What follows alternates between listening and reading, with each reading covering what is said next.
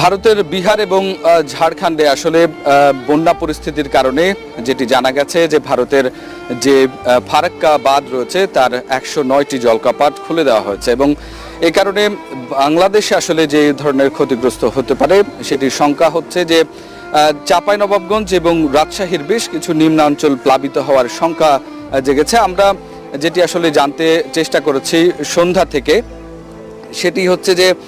চাঁপাইনবাবগঞ্জ জেলা প্রশাসক যেটি জানিয়েছেন যে চাঁপাইনবাবগঞ্জের শিবগঞ্জ উপজেলার মনকষা যে জায়গাটি সেই উপজেলা সেই এলাকা থেকে ভারতের গঙ্গা নদী বাংলাদেশে এসে পদ্মা রূপ পেয়েছে এবং এই অঞ্চলে আসলে যে পানির প্রবাহ সেটি খানিকটা বাড়তে পারে বলে আমাদেরকে আসলে জেলা প্রশাসন চাঁপাইনবাবগঞ্জের পক্ষ থেকে জানানো হয়েছে। এই বিষয়ে আসলে আজকে জরুরিভাবেই চাঁপাইনবাবগঞ্জ জেলা প্রশাসন তাদের যে দুর্যোগ কমিটি রয়েছে তাদেরকে নিয়ে